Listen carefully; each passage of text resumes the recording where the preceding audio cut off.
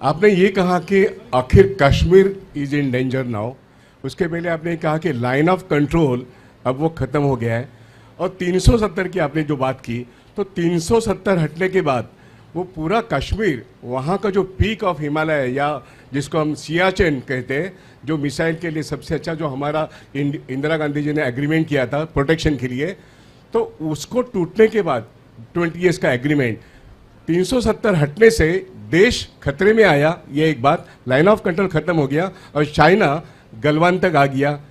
ये कितना रिस्की है, और हमारा सियाचिन वो अब हमारे हाथ में जाएगा या चाइना के हाथ में जाएगा? देखिए, अगर आप नक्शे पे कैजुअली सरसरी तौर पे नज़र मारिए, मैंने अपने दफ्तर में क्या किया है, बड़े बड़े नक्शे जो भी मिलते थे कमर्शियल, मैंने हर एक चीज़ के लगा रखे हैं, जैसे कि मैं देखता रहा हूँ दुनिया में क्या हो रहा है, इधर उधर क्या हो रहा है, दैट इज़ माई जॉब। तो आप ये देखेंगे जो सियाचिन है, it is sandwich today, because एक तो चीन, जैसे मैंने आपसे कहा था, ये हमने जब हम माने नहीं, ये आपको ये थोड़ी सी बात और बताता हूँ मैं, very important.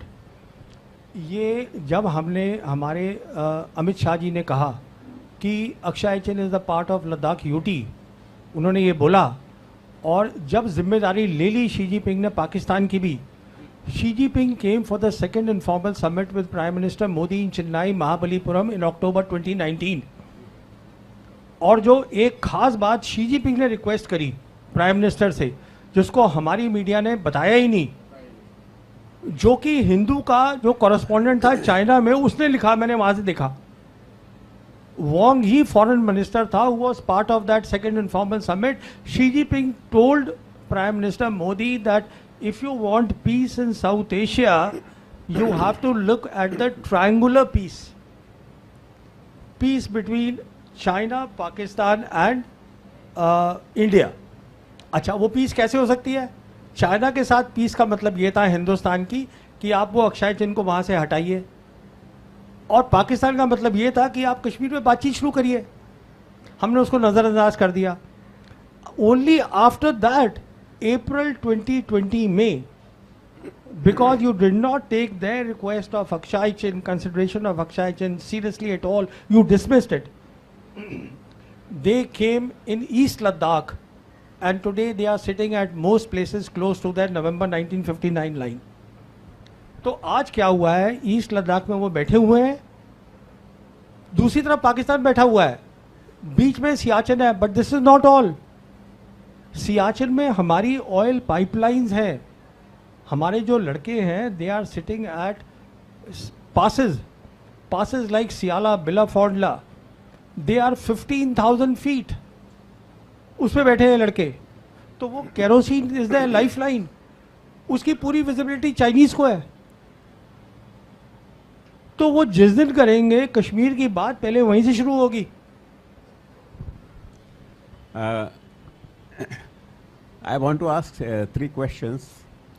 Sir, I'm really sorry to interrupt you, but just ask one question because there are many other people who want these to. are all related questions. I understand that, sir, but we'll come to that. एक question ये है कि belt and road का जो काम, जो Gwadar port से connected है एक्चुअली, तो ग्वादर पोर्ट का तो काम बंद पड़ा हुआ है। एक क्वेश्चन वो है। दूसरा, Imran Khan was removed on because Americans wanted him to be removed. तो अमेरिकन्स का उनके ऊपर अभी भी छाया हुआ है अपने। तो to what extent Pakistan is aligned with America और and China actually. Agar it comes to a situation where they have to take sides, on which side will they go actually? और तीसरा क्वेश्चन जो है ये रिलेटेड है कि ये जो UAVs का जो रशिया और उसमें जो इस्तेमाल हुआ है दोनों साइड से एक्चुअली, हैज़ इट चेंज? क्योंकि भाई सैटेलाइट का रोल उसमें कुछ कम हो गया है उसमें। अच्छा, देखिए, has it affected the satellite? I've got your questions. Now let me start with the first one very quickly. You know, perhaps you have missed a very important news.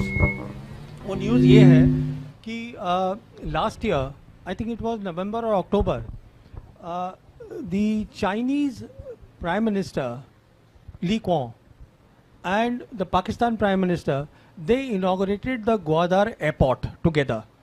And perhaps you missed the news that they have laid a submarine cable from Gwadar to the east coast of Africa, and that goes to Europe.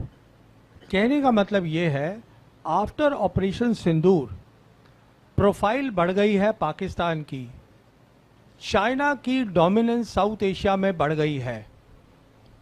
कहने का मतलब ये है, अगर पाकिस्तान आज अपनी governance ठीक कर ले, this is a big if, this is their internal problem. Balochistan is not a military problem.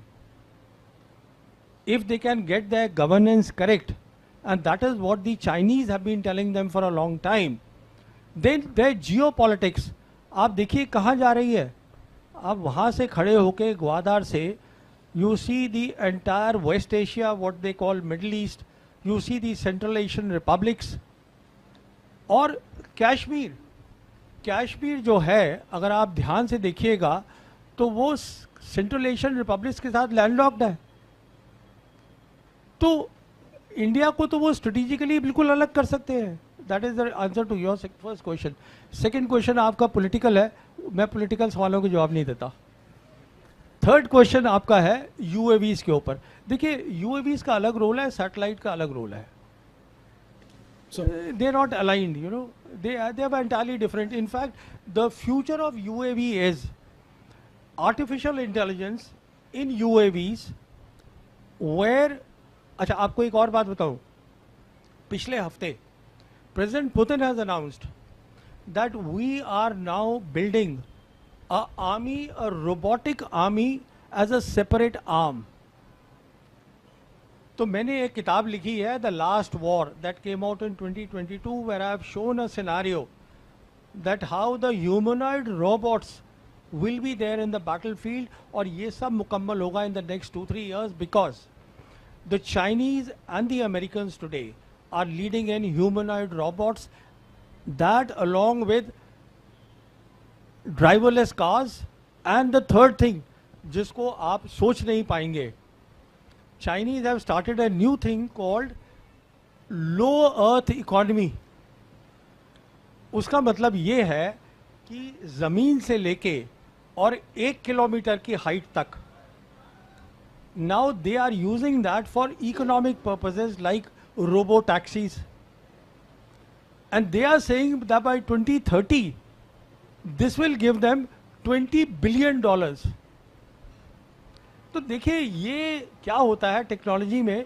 पहले आपको आइडिया चाहिए होता है, इमेजिनेशन चाहिए होती है, then you work on that. That is how you innovate. Chinese are doing it. I have Sir, just please. one question.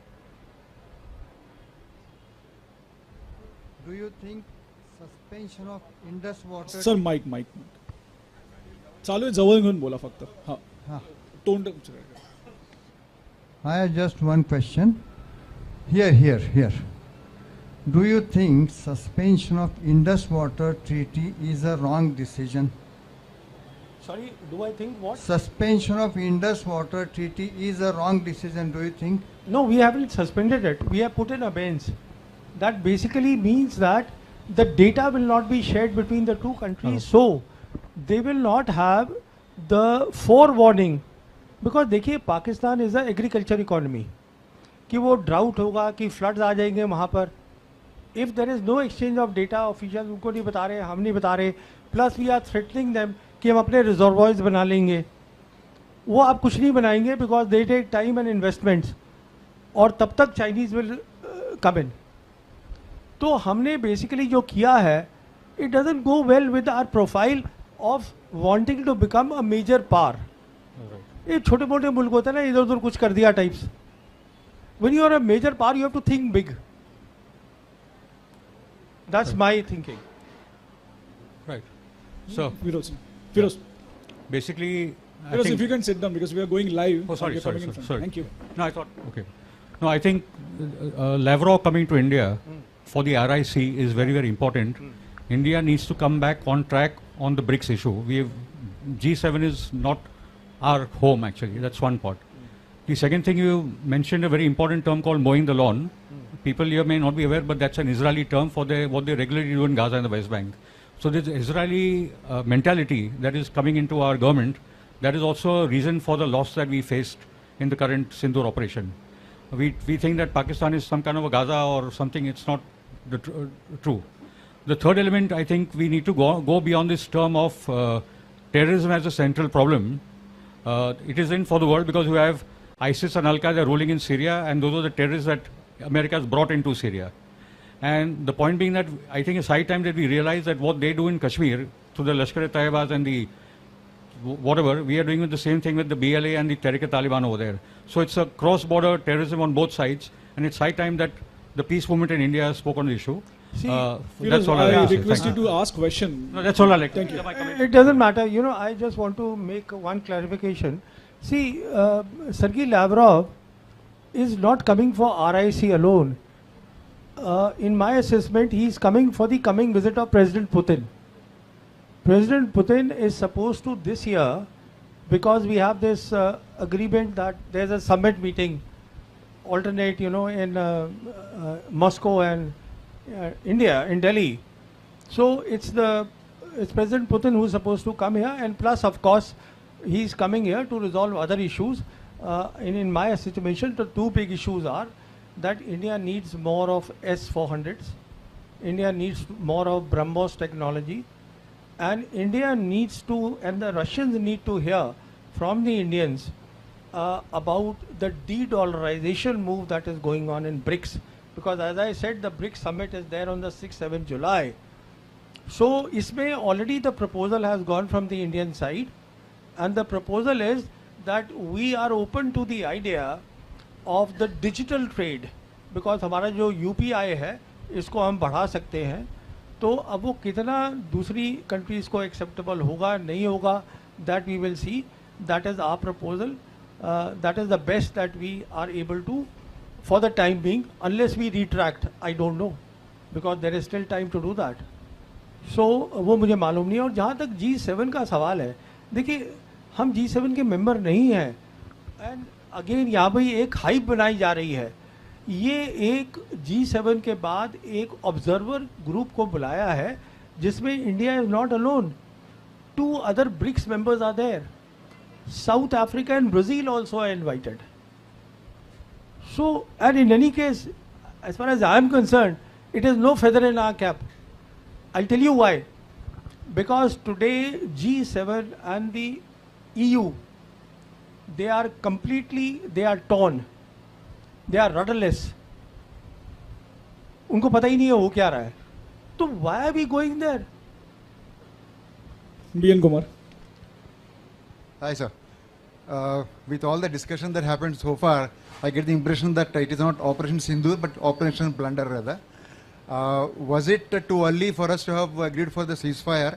And once upon a time, we were looking at, the world was looking at China plus strategy. Is it not the right time for us to look at US plus strategy also?